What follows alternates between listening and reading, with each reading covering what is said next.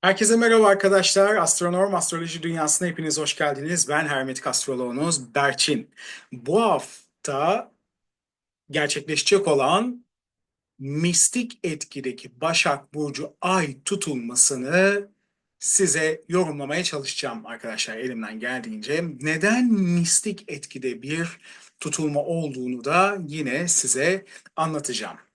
Ama harita yorumuna geçmeden önce kanalıma abone olmayı, videolarımı beğenmeyi, paylaşmayı ve yorum yapmayı unutmazsanız sevinirim. Bu şekilde daha fazla insana da ulaşmış olurum. Hem kendi yorumlarımla hem de videolarım daha fazla insanla etkileşim halinde olmuş olur ve bunun için de hepinize çok çok teşekkür ederim. Ve şu anda da eğer ki kanala abone değilseniz abone olun ve videoyu da lütfen beğenin. Çok çok teşekkürler. Evet, İstanbul haritasına göre 14 Mart sabahı saat 8.54'te gerçekleşecek olan Başak tutulması bizleri hayatlarımıza ve genel olarak kolektife neler getirecek? Size bu videomda bunlardan elimden geldiğince bahsetmeye çalışacağım arkadaşlar. Başak Burcu bakire olan bir kadın sembolizmini gösteren ve verimliliği, hasat zamanını doğal bir şekilde vurgusunu ortaya çıkartan bir tutulma şeklinde biz aslında bu tutulmayı deneyimleyeceğiz. Tabii ki burada Boğa burcunun da yükselmesi hayatlarımızda bir şeyleri güvence altına almak ya da bugüne kadar yaptığımız hasat çalışmaları adına bir takım muhakemelere de gebe oluşturacak olayları karşımıza da çıkartabilir. Böyle bir etkiyi de bize verebilir arkadaşlar.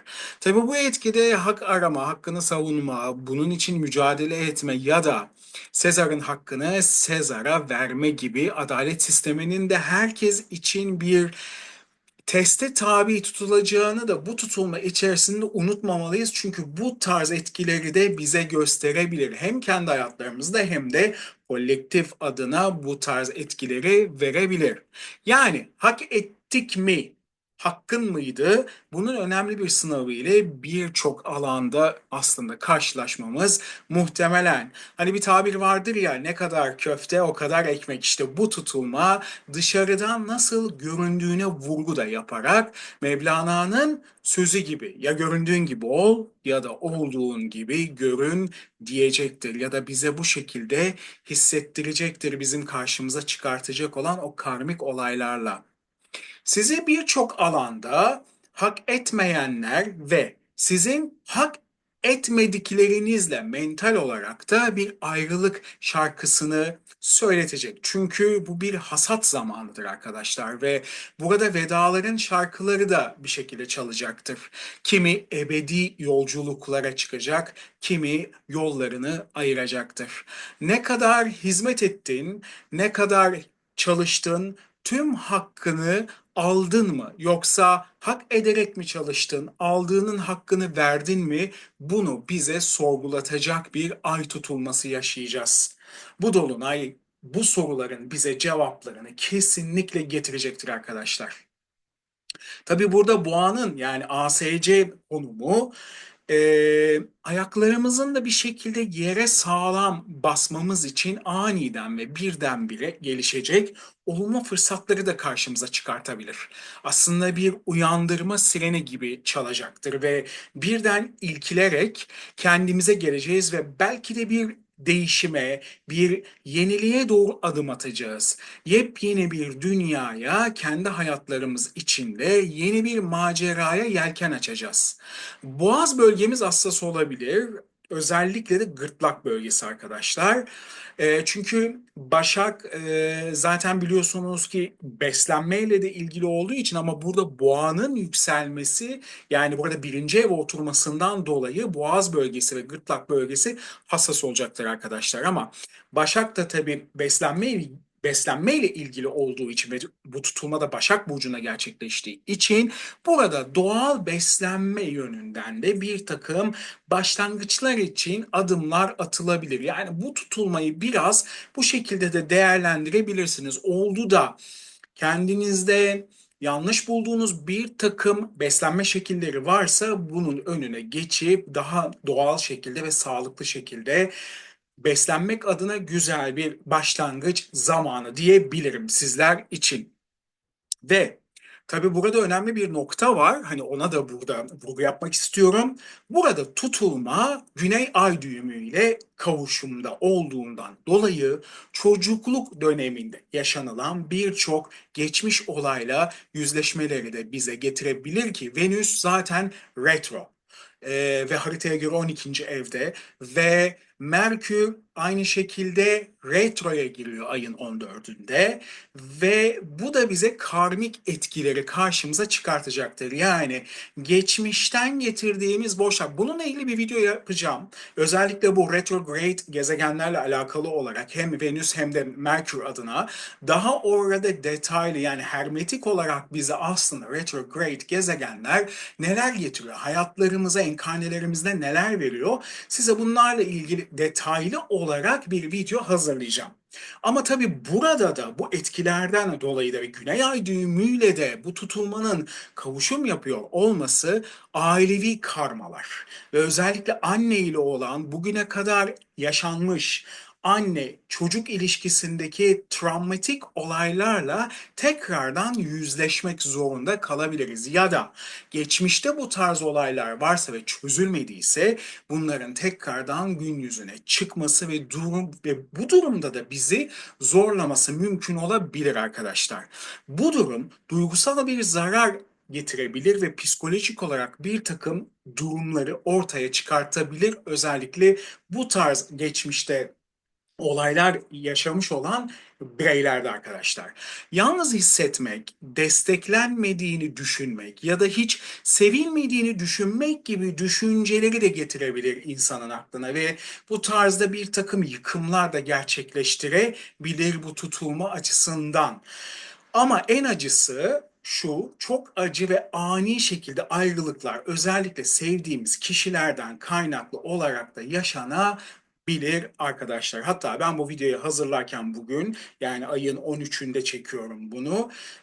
Bir kayıp haberi de mesela öğrendik. Basından bir sanatçının, çok sevdiğimiz bir sanatçının kaybını öğrendik gibi bu tarz etkileri de ortaya çıkartabilir maalesef bu tutulmayla birlikte.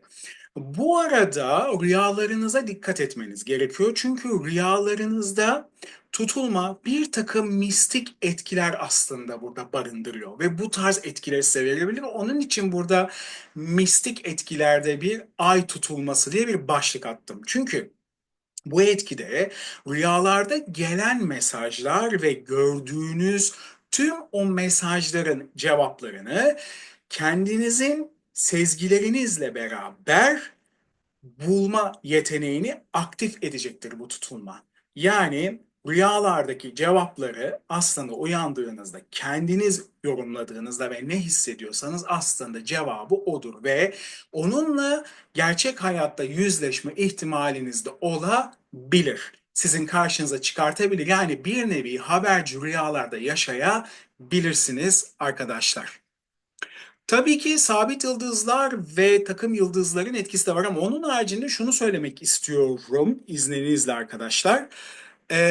En çok etki alacak özellikle 23 derecede gezegeniniz varsa ya da 22, 21, 24 ya da 25 derecede gezegeniniz varsa bu etkiler çok fazla yoğun olabilir. Tabii ki burada Başak Burcu aksı ve Balık burcu bireyleri çok daha fazla etki alacaklardır. Bu tutulmayla alakalı olarak ikizler ve yay burçları da dolaylı olarak bu tutulmadan etki alacaklardır. Bilginiz olsun. Ama tabii ki o söylediğim o derecelerde yani 23, 22, 24, 25 gibi derecelerde de gezegeniniz varsa hangi evlere denk geliyorsa oralarda da olayları o gezegenin kimyasına göre aktif edebilir ve karşınıza çıkartabilir. Benim her videomda yaptığım gibi sabit yıldızlarla alakalı da size bilgiler veriyorum. Ve tabii ki yine takım yıldızları ile ilgili olarak. Şimdi burada ilk olarak Bu tutulmada etkileşimde olan ve kendi doğası olan Ay ile birleşimde olan Carcaroli sabit yıldızı yani Canes takım yıldızına ait olan bir sabit yıldızdan size bahsetmek istiyorum. Bu takım yıldız yani Canes takım yıldızı Büyük Ayı takım yıldızının kuyruğunun altında yer alır arkadaşlar ve avcı köpekler de denir bu takım yıldızına. Çünkü tehlikeli bir köpek grubunu temsil eder mitolojik olarak da e, zaten bu şekilde geçer. Ve her türlü saldırganlığı da ima eder bu takım yıldızı. Burada saldırı hem gerçek anlamda hem de mecazi anlamda bir savunma mekanizması olarak da kabul edebiliriz. Bu etkiyle özellikle ayın burada bulunmasından dolayı ve kendi yöneticisiyle burada birleşmesinden dolayı kadınlara yönelik saldırganlıklarda hatta daha başka şekilde üzücü bir takım hikayelerin ve bu hikayelerin sonunda da ölümlerle sonuçlanmasını gösteren bir takım etkiler karşımıza çıkartabilir. Ayrıca burada tetikçiler ve kiralık katillerle de işaret edebilir. Bir suç örgütü ile ortaya çıkan olayları da ve bu alanda yani bu suç örgütüyle ilgili bazı derin araştırmaların içine girerek bir nevi dedektiflik burada yapılarak operasyonlar ve bununla ilgili bir takım olayların gün yüzüne çıkması ve kanunsal olarak yasal işlemlerin başlatılmasını da görebiliriz. Ayrıca burada bu takım yıldızı içerisinde çocuklar adına da bir takım tehlikeler burada olabilir. Özellikle okullarda oluşabilecek tehlikeler ve yine burada çocukları ilgilendiren üzücü haberleri duyabiliriz. Bir takım suçlar gelişebilir onların adına. Ve bir diğer sabit yıldız ya da takım yıldızımıza baktığımız zaman ASC noktası Eridanus takım yıldızıyla birlikte etkisini sürdürmekte ve burada Satürnyen bir doğa ile Uranüs etkisini göstermektedir bu takım yıldızı. Çok olumlu bir takım yıldızı değildir Eridanus ama etkilerini şiddetli bir şekilde gösterir arkadaşlar. Burada astrolojik olarak bir baba-oğul ilişkisine dokunabilir ve bu gerçek ya da mecazi bir hikaye de olabilir ama burada acı vardır, üzüntü vardır arkadaşlar. Acıklı bir hikayeyi burada temsil eder bu takım yıldızı.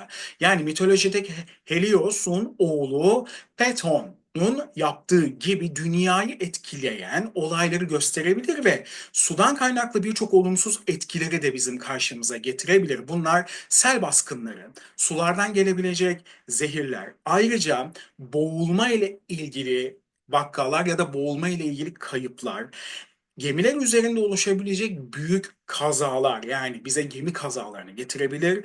Ayrıca bu takım yıldızı hızla ilgili, hız odaklı olduğu için ve karasal alanda hız yüzünden gerçekleşecek olan kazalara ve ölümlere de sebebiyet verebilir arkadaşlar. Bu takım yıldızın etkileri olumsuz olduğu için üzücü etkiler bize getirebilir maalesef. Şiddetli etkileriyle Satürnyen doğasında ve bu alana verdiği etkiden ötürü de şiddetli yer sarsıntılarını Uranüs'ten etki aldığı için bu şekilde de toplu kayıpları da gösterebilen etkiler de olabilir. Ama daha çok suyla alakalı olduğu için denizden gelebilecek bir takım etkiler ya da bir adadaki oluşabilecek bir sarsıntıyı burada gösterebilir. Tabii ki bu bir volkanik bir sarsıntı da olabilir arkadaşlar. Ve Alkes sabit yıldızı da burada gördüğümüz gibi krater takım yıldızıyla etkileşim içerisinde ve burada Merküryen bir etkide. Bu tutulmaya etkiyi bu şekilde yapmakta yani Merküryen etkide yapmakta. Merkür'ün de retro hareketiyle kişisel olarak etkilerde zayıf bir irade ve içsel olan korkularla karmik birçok dersi hayatlarımıza ve kolektife getirebilir. Özellikle burada uyuşturucu bağımlılığı ya da alkol bağımlılığı ile ilgili bir takım olayları görebiliriz bu etkiyle alakalı olarak. Öyle bir etki bize getirebilir ki bu sabit yıldız insanı dibe de vurdurtturabilir arkadaşlar. Aslında bir iyileştirme ve şifalama etkisi vardır. Etkileri iyicildir. Ancak tutulmanın ve doğasındaki gezegen etkisinden dolayı yani retro yapacağı için burada Merkür olumsuz olarak çalışacaktır. Hayatlarımızda ya da kolektif etkilerde bazı insanların maskelerinin düşmesini işaret edebilir. Nelerden korkuyoruz? İçsel olarak içe döndüğümüzde düşüncelerimizde bizi sorgulatan ne ve endişeler neler? İşte tam bu soruların bize net olarak reel bir yaşam alanında yaşatarak tecrübe ettiren cevaplarını verecek olan bir sabit yıldızdır aslında Alkes. Ve bize ve dünyayı korkuları ile korkulan ile yüzleştirme gücüne de sahiptir. Ve tutulma pozisyonunda başlaması gerekeni geciktiren ama bir o kadar da şiddetlendiren etkileri de ortaya çıkartmak için hazırlık yapan bir Alkes vardır. Ve bu krater takım yıldızının da maalesef ki özelliklerinden bir tanesidir astrolojik olarak arkadaşlar. Ve tabii ki biraz da dünya etkilerine değinmek istiyorum. Dünyada ve ülkemizde neler olabilir ya da neler bizi bekleyebilir? Hani ufak bir şekilde ona da değinmek gerekirse dünya etkilerine baktığımızda ciddi bir takım etkiler aslında burada görülüyor. Her şeyden önce çocuklar ve kadınlar adına üzücü haberleri alabiliriz ki bunlar zaten sabit yıldızların etkileriyle çok fazla gündemde. Sanat camiasında özellikle kadın bireylerde ölümleri basından görebiliriz tüm dünya genelinde. Eğitim alanları ortaya çıkacaktır, önem arz edecektir. Bu alanlarda oluşabilecek sorunları işaret edebilir. Ülkeler adına diğer ülkelerle olan ticari alanlarda ciddi yaptırımlar, sorunlar, engellemeler, anlaşmazlıkların olması muhtemeldir. Ekonomik olarak baskılanmalar artabilir ve işsizliklerde artışlar olabilir dünya genelinde arkadaşlar ve para konusunda da nakitte sıkıntı yaşanabilir ve bu konuda da ciddi sıkıntı ve sorunlar olabilir. Ülkeler arası ticarette düşüşler görülebilir. Topraktan gelen her hasat adına riskler ve zarar söz konusu olabilir ki seller bu sabit yıldız etkilerinden dolayı ulaşabileceği için toprak ve ekinlere zarar verme olasılığı çok yüksektir bu tutulmanın. Ayrıca parlamento ve meclis gibi yerlerde sorunlar, anlaşmazlıklar, kavgalar gibi etkileri de görebiliriz. Borsa adına sert kayıpların oluşması muhtemeldir ama bu bir yatırım tavsiyesi değildir. Ee, yaş almış insanların hastalanması göz önümüzde olan ve onların da kayıpları söz konusudur. Hastalıklar adına riskli bir dönemdeyiz. Burada tutulma ve bundan sonraki güneş tutulmasında da riskli bir etkilerin oluşabileceği için hastalıklar adına gerçekten bakterisel ya da virüsel hastalıklar adına bir takım riskli etkiler görülmektedir arkadaşlar. Denizler, sularla alakalı tehlikeler ve gemi kazaları, ayrıca ilaçlar ve alkolden zehirlenmeler ve bunlardan dolayı da ölümler görülebilir. Sel baskınları, toprak kaymaları, yanardağ patlamaları gibi etkiler, Uranüs'ün etkisiyle sismik aktivitelerde de artışları deneyimleyebiliriz dünya genelinde ve insanların bu olaylardan şiddetli etkilenmeleri olasıdır. Skandal haberler, aldatmalar, özellikle ünlülerde boşanmalar gibi oluşumların artışları söz konusu olabilir ki Venüs'ün retro hareketi bunu destekleyebilir. Aynı zamanda da cinayet ve suç oranlarında da artış olabilir ve hastalıklar burada demişken cinsel yolla bulaşan hastalıklarda da artış ve bu hastalıklardan da ölümler görebiliriz ve basımda bunları duyabiliriz. Yetimhaneler ve bakım evleri adına skandal haberler çıkabilir, gizli bilgiler, gizli anlaşmalar ortaya çıkabilir ve bunlar ortaya çıktığında büyük olaylar, büyük yankılar oluşturabilir ve sürükleyici bir takım etkileri izleyebiliriz. İletişime yönelik çalışan ve bilgi yayan, öğreten kişiler adına da olumsuz bir takım haberler olabilir. Aynı zamanda da bu etkileri alabilecek dünyasal olarak bölge ve ülkelerden de size biraz bahsetmek istiyorum. Orta Amerika, özellikle Guatemala, Nikaragua ve Meksika Amerika Birleşik Devletleri'nin orta kısmı ve batı kısmı etki alıyor. Meksika'da özellikle Cancun'un olduğu bölge ciddi şekilde bir etki almaktadır. Ayrıca Nepal, Hindistan, Sri Lanka, Myanmar, Bangladeş, Çin, Moğolistan, İtalya, Monaco, İsviçre, Almanya, Norveç, Batı ve Orta Afrika bölgesi, Portekiz, İspanya ve Britanya adası da bu ay tutulmasından ciddi şekilde etki almaktadır arkadaşlar. Evet, elimden geldiğince kısaca özetlemeye size çalıştım. 14 Mart'ta gerçekleşecek olan kanlı ay tutulması, ama ben mistik etkideki ay tutulması olarak yorumluyorum. Ve tabii ki bu ay tutulmasına da etki eden sabit yıldızları da sizlerle birlikte paylaştım arkadaşlar. Umarım sizin için bilgilendirici bir video olmuştur. Eğer ki videoyu beğendiyseniz lütfen beğen tuşuna basmanızı rica ediyorum. Eğer ki şu anda da kanala abone değilseniz ve buraya kadar da videoyu izlediyseniz lütfen kanala da abone olun. Ki hem benim adıma motivasyon olsun, her yeni ay ve dolunaylarda size bu şekilde videolar hazırlayabileyim. Hem de daha fazla insana da ulaşmış olabilelim. Size bu ay tutulmasında, yani bu dolunayda sağlık, şifa ve mutluluk getirmesini diliyorum. Umarım her şey istediğiniz gibi gerçekleşir. Bir sonraki videoda görüşmek üzere. Kendinize çok iyi bakın arkadaşlar.